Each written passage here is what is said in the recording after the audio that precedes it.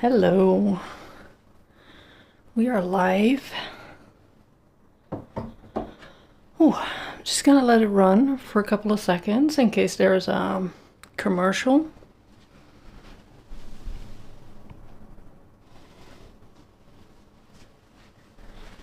And I see Beth in the chat. Hi.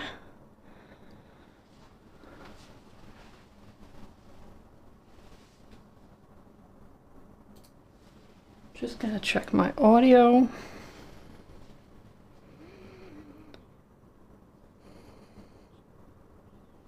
That sounds good.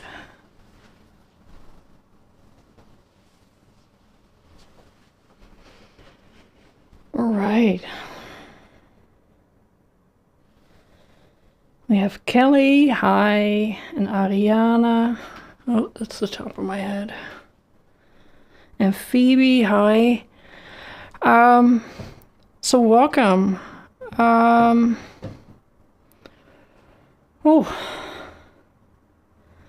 Let's breathe. I wanted to do a series for a long time about some of my favorite pigments. And the reason for this is I like talking about paint. I like talking about paint, except not a whole lot of people in my home, in my house, like talking about paint all the time. So I figured, why not just talk about paint with my online friends who like paint. So I have a palette, and I think that judging from my style, it's pretty obvious that I like muted tones, desaturated colors. And when you like colors like that, you often end up in the category they refer to as earth colors or earth tones. So I figured I was gonna do, or I am going to do, one pigment every week. We're gonna do a little portrait with it. Not sure to what extent I'm gonna finish it, but we'll see about that. We can talk about it a little bit. Maybe you know it, maybe you use it, or maybe it's new to you, or you don't like it, or you don't know how to use it. And after, I think 3 of these, we'll have a little bit of a palette that we can use, and we can do a little portrait with that. And you will see that even though these colors are all very limited in their range, not very colorful, you can get a lot out of them. So I went through my tubes and I found 4, how's that going? Yeah, 4 tubes of umber. This is raw umber by Old Holland. This is raw umber by Michael Harding. This is I think raw umber, but they call it an umber medium, so it's not very dark, by Rulef. And this is a burnt umber, a cypress burnt umber, also by Rublev, but I had to retube it. So these 2 are from Rublev. And the funny thing is here, Michael Harding both and Old Holland, they paint their labels, and you can already see from the label, I hope the lighting doesn't mess with it, but you can see that this one is not as warm as this one, right? So I put the Michael Harding on my palette. I'm going to put the Old Holland on there as well. And then maybe we can see the difference. Yeah, let's put that here. All right. I'm gonna try and paint while I talk. And I have notes. So hopefully that's gonna help a little bit. I took the picture that I shot for, let's do that here, Drawn Together. I thought that would be convenient. Oop. And what I did is I put a filter over it in my editing software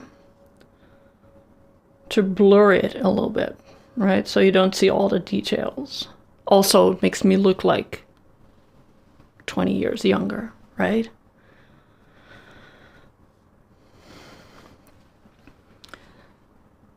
All right, so let's talk about umbers. One of the reasons that I like earth pigments in general is their very low chroma. Sometimes people say chroma is the same as saturation. It's not. I won't go into it too much. Perhaps that's a topic for another video at some point. But it's a little bit similar, right? A high chromatic color is often something that we refer to as vibrant, colorful. And those are the kind of colors that you can mix and tone down. But an umber is already toned down, already has a low chromatic value. And for me, that makes it a very pleasant color because I like black. And I worked with graphite for a long time and black pastel pencils. So for me, going into painting and having all these color options was a little bit overwhelming. So I gravitated towards the darker colors that are closer to black, but not black.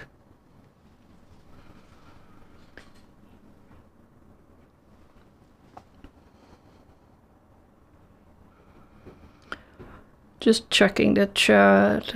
Yes, new Rosemary & Co. paintbrushes. The video is in editing mode.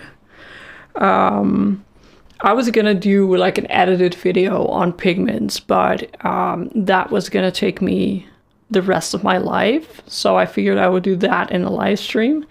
But I will do a video on my new brushes, and this is one of them. It's the Ivory line. Angled, flat angled.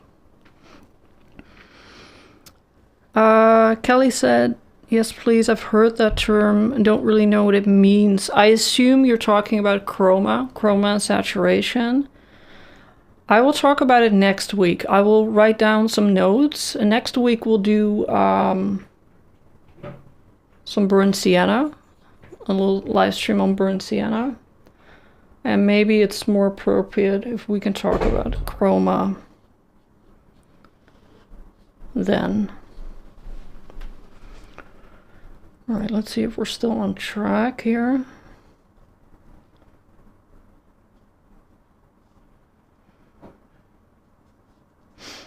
That should work. So, umber is, like I said, it's an earth pigment, and the reason it's an earth pigment is because they literally dig it out of the ground. It's a pigment that is derived from clay.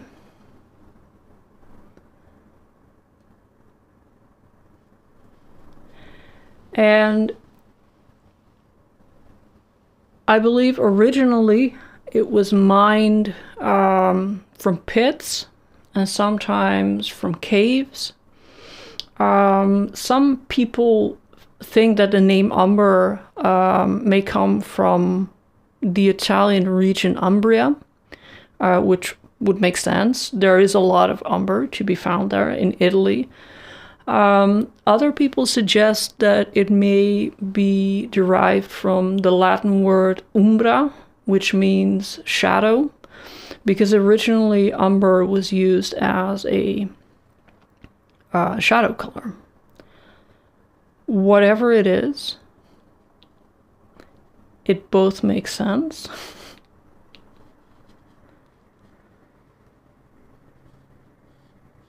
So, before I get into the current, like, what are we using now in the current state of the pigment that we call umber, let's talk a little bit about the history. I like history, and I like reading about, where stuff comes from and who used it, etc., etc. So there are a lot of umber deposits throughout the world because it's a very logical, the process that creates umber, iron oxides, is a very logical and common process. So you can find a lot of that stuff. So we have umber mines in Italy. We have them in Cyprus. We have them in France. I think there are still a few deposits active in France right now. And we have them in the USA. A lot of stuff. But these days, a lot of umber is synthetically produced. And by synthetic, I mean that it's produced in a controlled environment, like a factory or a laboratory. Let's make that a little bit higher.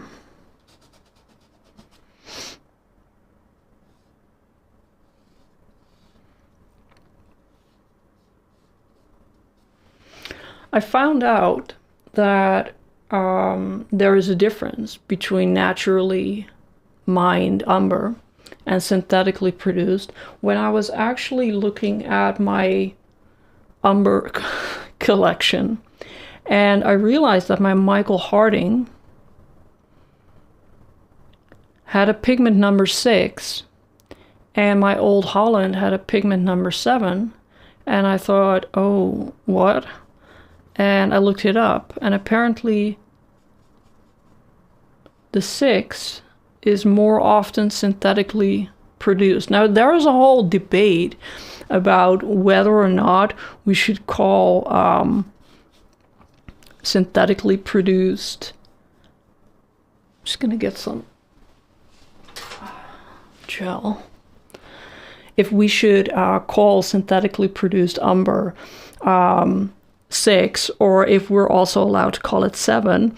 And the reason why is because I don't know if you've ever been on oil painting forums or like a Facebook group or something, but these people are strict with their pigment, right?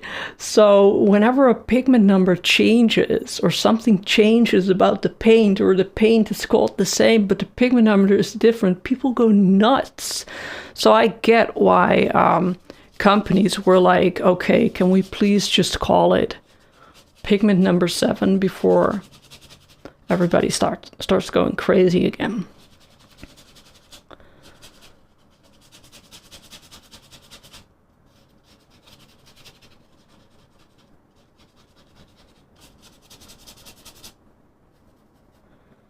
All right, let's block in a little bit of that shadow here. I just put out a little bit oleo gel. There's still, I still don't know how to pronounce it. Gel medium.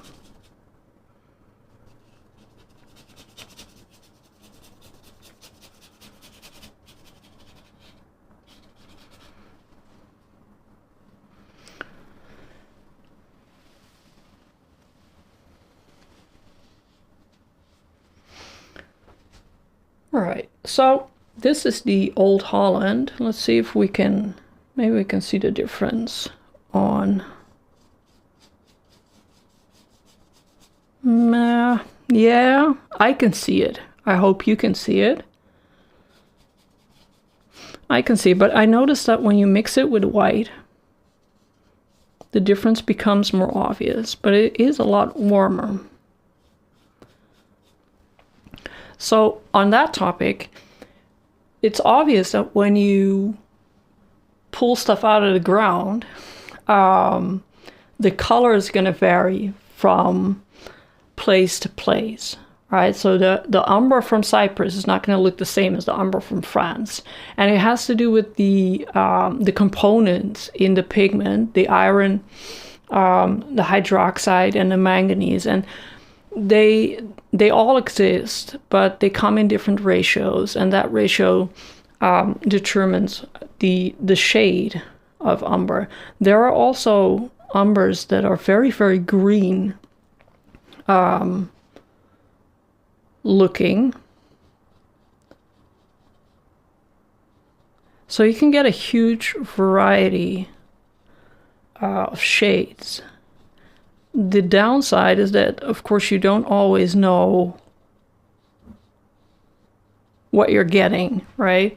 If you buy an ultramarine blue from one brand, it'll look pretty similar to the other brand. But earth pigments can vary a lot. When you take raw umber and you burn it, or you heat it, actually, it becomes warmer, right? So we have 2 raw umbers right now, and I have this burnt umber here.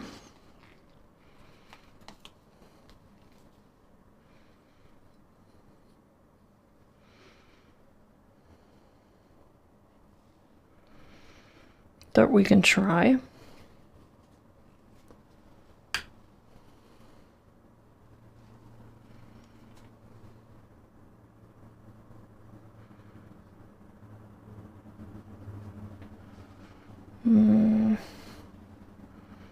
All right, let's put it here.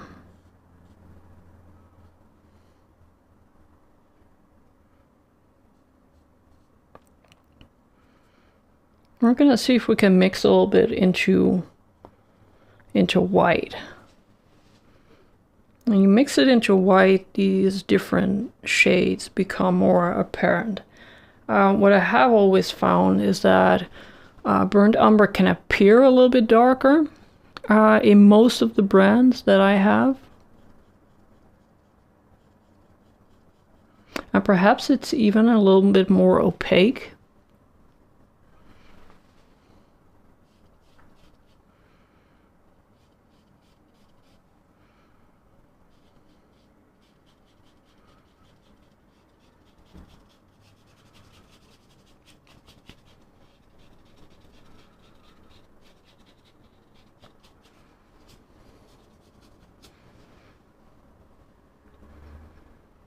Yeah, let's put a little bit on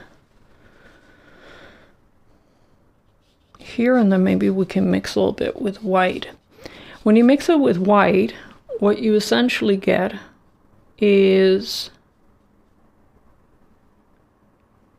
sort of a grayscale, a grisaille, that is used as an underpainting in some techniques. The advantage of using raw umber mainly as an underpainting is that the tone is a little warmer compared to black. Yeah, if you were to create grays with black, and then you want to glaze over that, the brain often has difficulty seeing past the difference in chroma.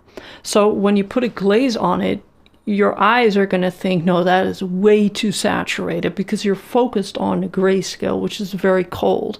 So it pulls everything towards the colder side. And when you do an underpainting with raw umber, you are already in the kind of warmer zone. So the difference between your underpainting and your glaze is a little bit smaller. The other advantage that I love about umbers and iron oxides in general is that they dry faster. Manganese, which is a component of raw and burnt umber, is a natural dryer. It speeds up the polymerization process that is involved in drying an oil paint layer. So the manganese content in this pigment, and it's natural, you don't have to add it, you don't have to add any kind of external dryer. It's already in the pigment. That makes it dry a lot faster than other pigments. So again, it's good for underpaintings, or it's good for impatient painters, like potentially myself.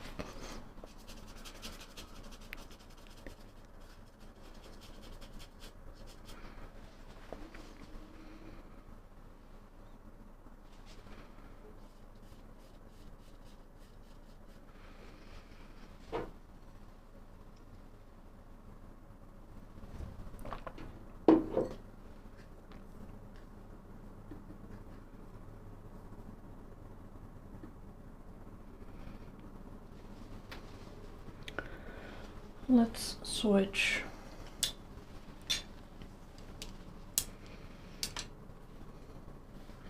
All right, let's try out here. Scoot over a little bit and just try a little bit of white for each.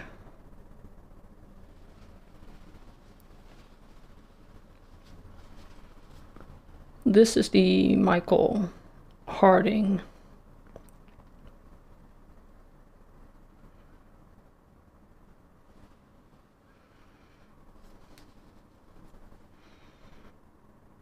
The Michael Harding is actually one of my favorite raw umbers for toning my panel. And you can see the difference here, I think, pretty well. This is very gray compared to this. It's very warm. And actually at some point I had them out on my palette, both of them. And I thought, am I sure that this is not a burnt umber? Because I felt like it behaved more like a burnt umber. But it definitely says raw umber. And tomorrow I'm going to go out and buy a tube of Old Holland burnt umber and see what that does. So this is the burnt umber, the Cypress burnt umber from Rublev, which is a very cold toned burnt umber. I love it. It's great. It's absolutely one of my favorite pigments. Now, the Rublev paints are actually mined. It's kind of their unique selling point. I'm not sure, maybe I'm a little bit like over the whole romantic idea that stuff needs to be mined from the ground. But they import their pigments from deposits across the world. And there's always a little bit of like conflict going on in my head. Like on one hand, I am absolutely a fantastical thinker, someone who enjoys the magical side of things, and the idea that you can get a tube of dirt from Cyprus and then paint with that has wonderful story in it. They even have this pigment from one of the deposits in the United States from Blue Ridge in Virginia. And I was thinking, Blue Ridge, I know that from somewhere, and I don't know that many places in the US. And then it started Blue Ridge Mountain, Shenandoah. So I was like, how awesome would it be if you would buy all the Blue Ridge pigments and then paint a portrait of John Denver with them while playing country roads on a loop. See, that kind of stuff. And then there's the rational side of my brain that says, no, let's not spend 300 euros on pigments that you can also get here.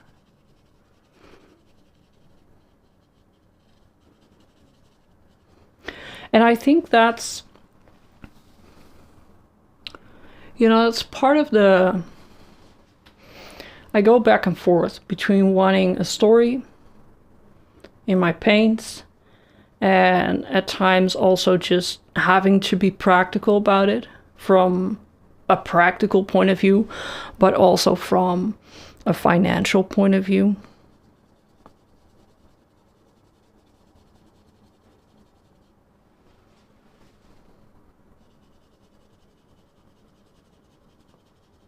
But it doesn't take away the fact that there is something awesome about West Virginia, not Virginia. What's the difference between West Virginia and Virginia? You have to explain it to me now, because I just keep hearing Blue Ridge Mountain on a loop here. So what I was saying, it's two different states. Forgive me. I'm still going to paint John Denver, though you do get that. There is something in the history of this where you think at some point in time we dug in the ground and found something that had a color, yellow or reddish or whatever it was they found, and then they decided to make something else of it, right? Some of the cave paintings, some of the oldest cave paintings known to man, they have found umber pigments in there. And I think that's just cool. Somebody was like, we found some stuff in the ground and now we're gonna, draw or paint the way that we perceive the world.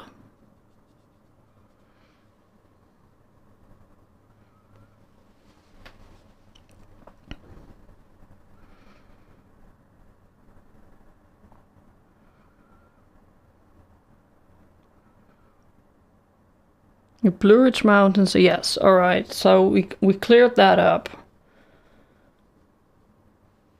Some of the things in the United States are very confusing. I'm not talking about the dude, but I'm talking about like geographical things. Like you have a capital and then you also name the state the same name on the other side of your country, which is already big. That got me confused for a moment. But it's a good thing we have John Denver. And Blue Ridge raw umber. I swear it's a thing.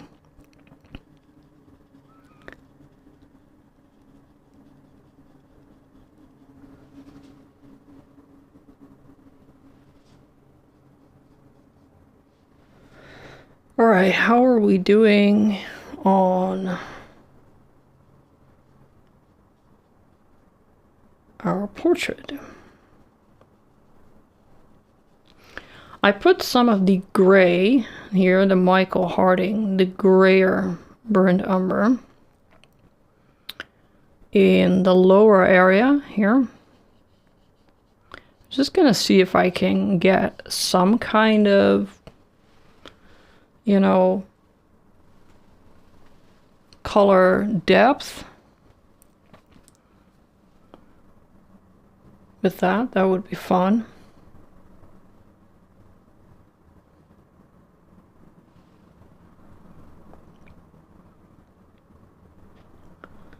So when it comes to practical uses, I believe one of the first things that I used raw and burnt umber for, especially burnt umber, was when I was studying, self-studying, painting, and I wanted to work with color, but I didn't understand a thing about it. So what I did is I put burnt umber. Shannon, my sister is here. Thank you. Finally. I missed you, Shannon.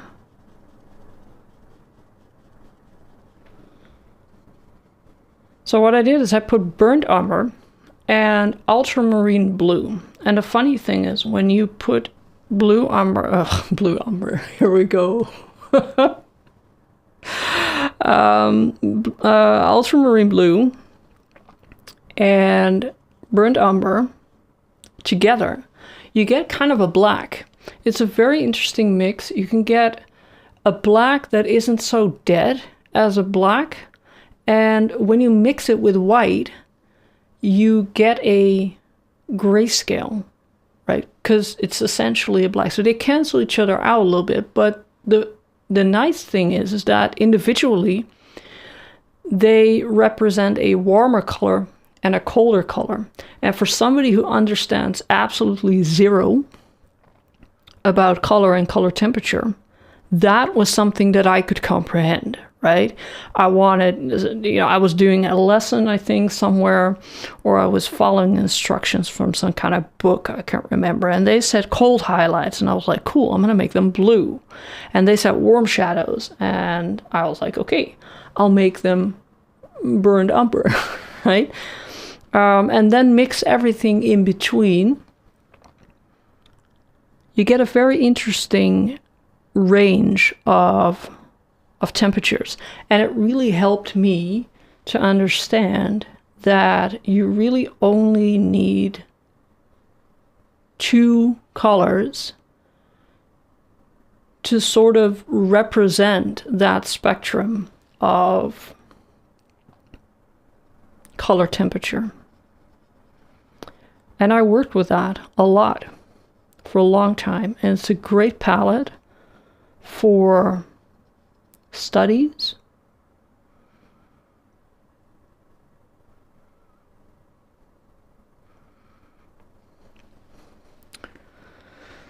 I missed you. Yes, I missed you, Shannon. I missed you. Ariana says, I remember that from, yes, it was from, yes, I did a lesson at some point for Let's Face It, or was it? No, it was Let's Face It. I also did one in Mixed Emotions. I think I used the same palette there.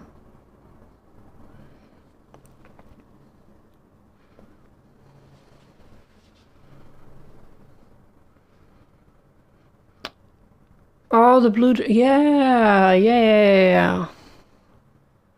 I love it when other people remember what I do. Thank you very much. All right. Who did we skip? Yes, we skipped you. I'm very sorry. Rublev Burnt Umber from Cyprus. This is my ideal gray. I use it a lot for underpaintings.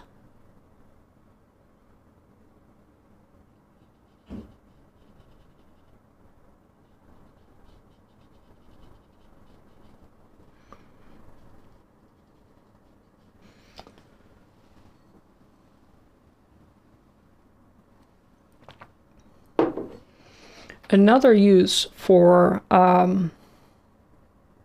umber is, and this is going to sound a little bit weird, but it's actually great as a dark yellow base. And I understand it doesn't look yellow, but the issue often when you work with a blue, red, and yellow palette is that whenever you want to do a dark yellow, you can't, because the yellow out of a tube has the highest value of them all.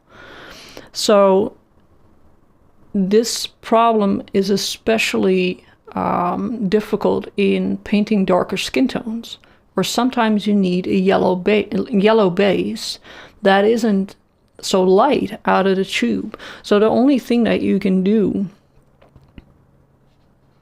in a palette like that is to make all your shadows purplish or bluish. So umber, whether it's raw or burnt, that's up to you, can serve as a dark yellow base.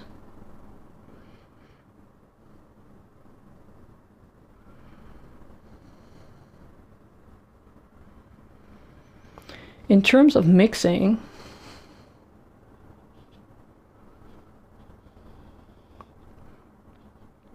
I use umber, whether it's raw or burnt, depends a little bit on where I want to go, but I use it to tone down everything. When they say you should put black on your palette,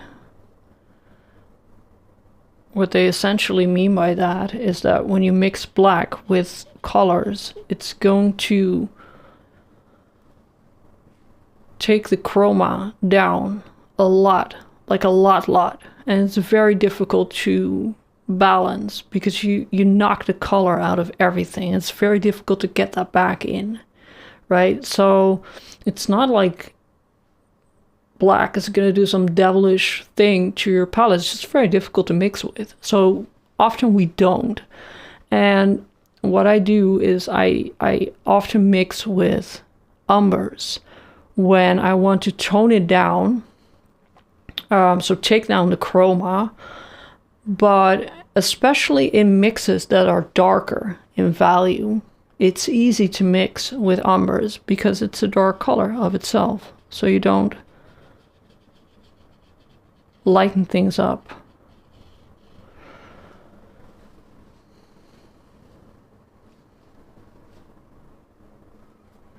I actually read the Wikipedia page on umber. They have some random quotes. It used to be a very popular color. I think it was 18th century. Especially in Dutch, amongst Dutch painters. And I kind of get that because, you know, the whole raw umber especially, it's kind of the color of the Dutch weather, if you want to put it like that. So it was used a lot, but there were also some painters who hated this color with every fiber of their being and were so very much against using raw umber. I love how people get so very, very upset about things like paint. It's just paint, guys.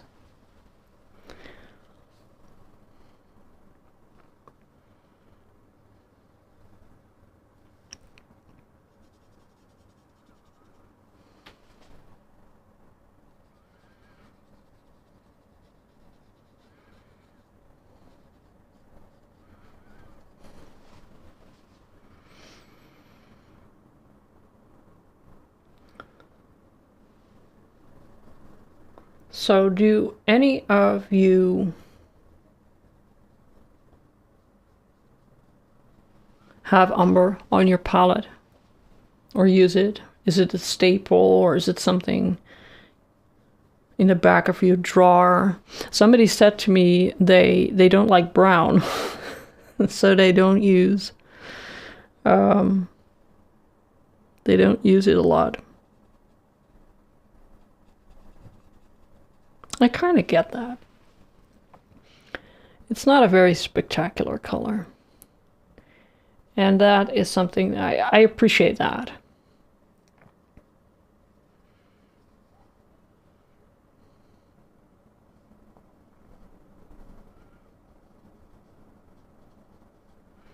I feel like my head is constantly in the way.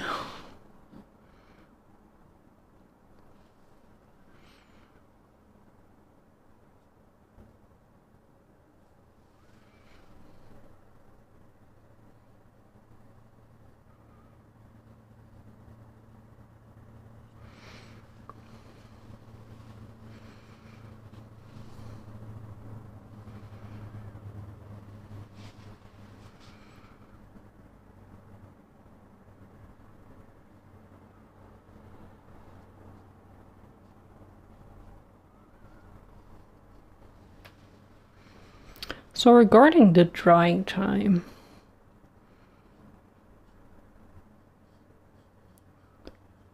I usually do my underpaintings and then it's bedtime. So I continue the next day. Next day it's dry. There's no way that umber is not dry after 24 hours. I feel like it should be dry in any case to paint over it.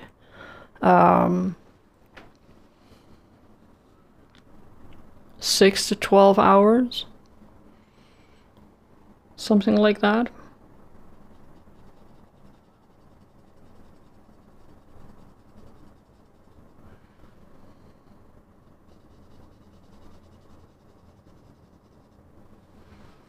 So in the summer, especially,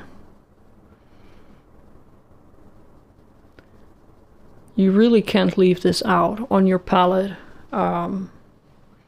It'll be unusable the next day.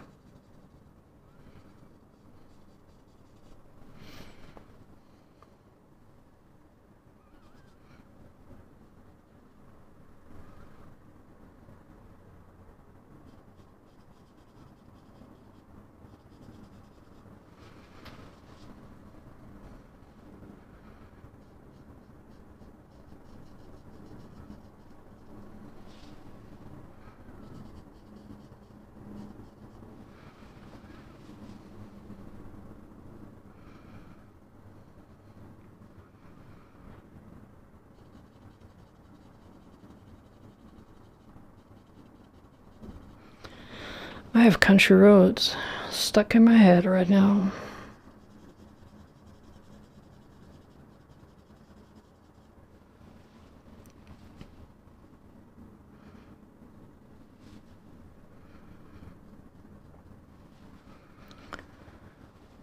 "45 minutes. So let's do another 15 minutes, see if we can bring this to some kind of okay state.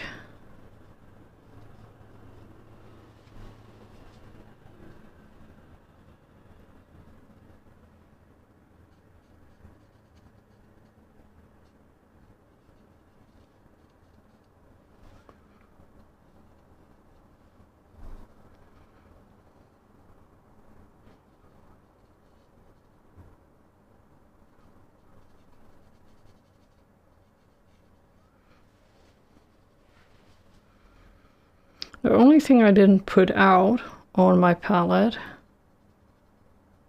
is the Cypress Umber medium that I showed you. And I have used it a lot, It has a little bit of a yellow undertone.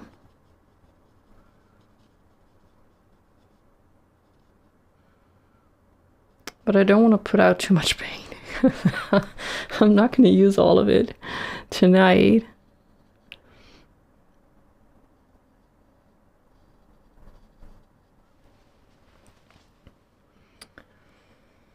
Yes, let's fix this.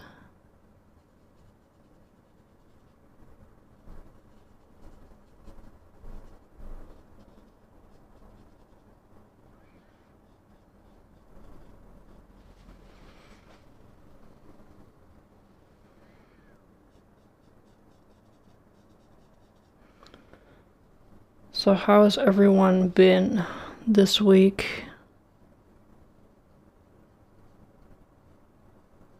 Been a little bit off. I accidentally watched a series on HBO about the frickin' end of the world, which was not a great idea. I think I'm just gonna go back to watching Star Trek for a while or something. Oh man.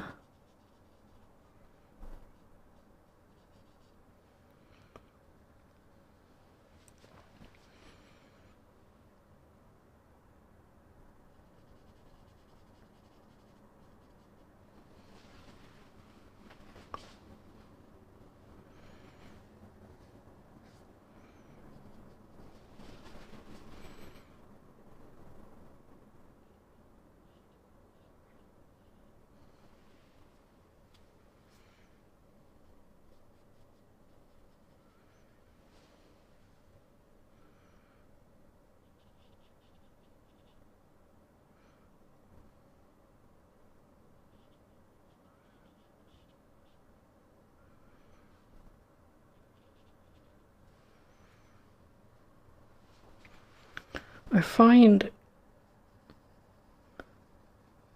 parts that are cut off, like the chin, it's cut off by the shoulder. It's so difficult. That's not entirely right either.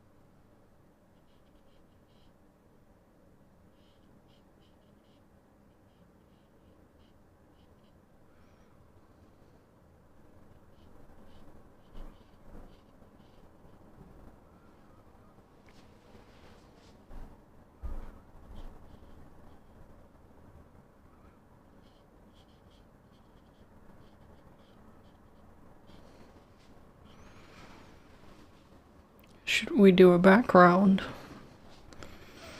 I'm not sure.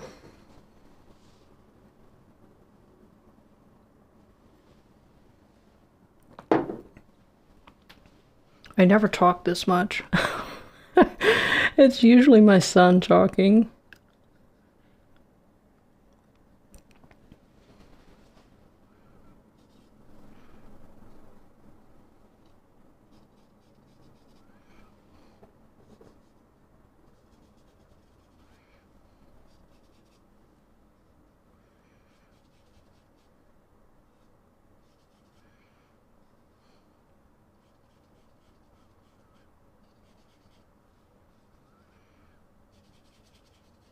You can see how dark this can go, right?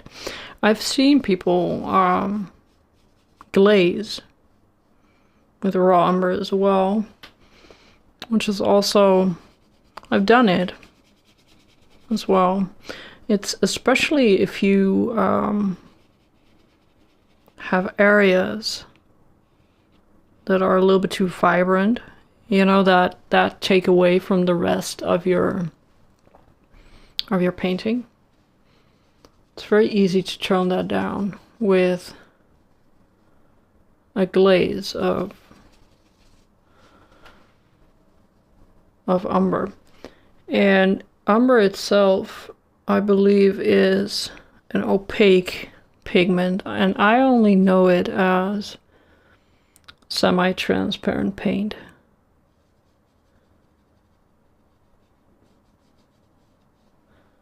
But you do see some difference in the opaqueness of these different umbers.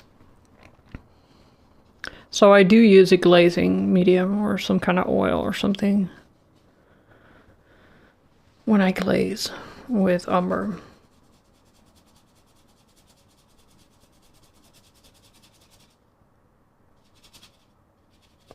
The other thing you can do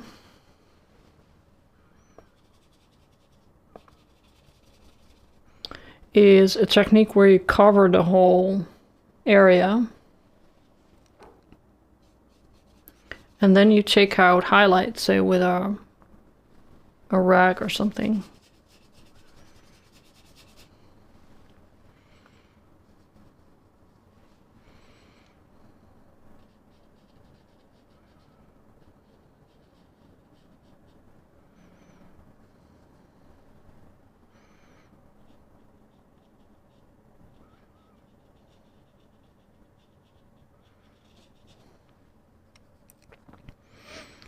Probably not gonna be able to finish this background before the hour is up, but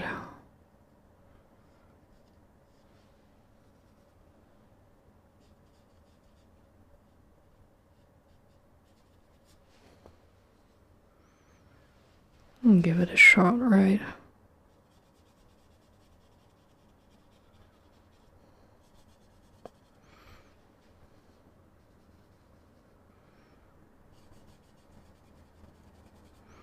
Alright, so next week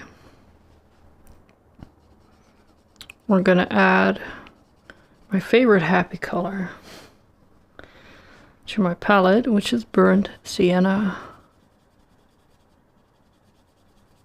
Burnt sienna, which I love. It's like the most colorful color in my life.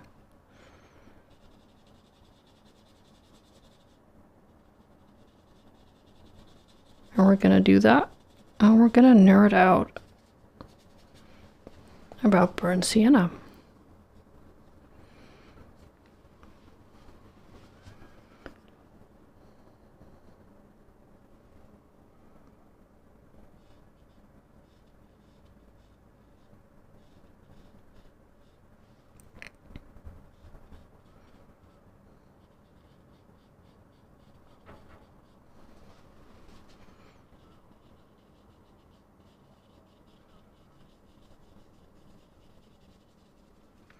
So if you have any questions,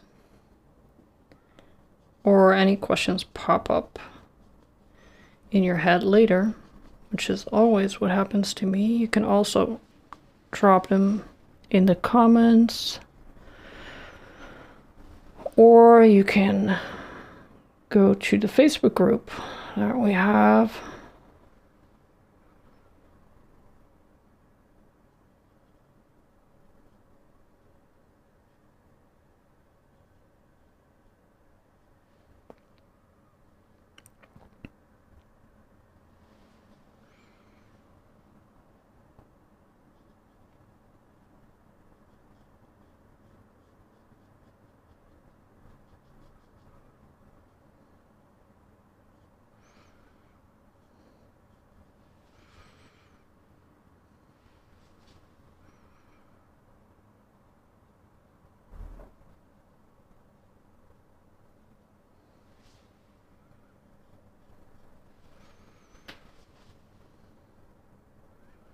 All right, I will work on this a little bit more.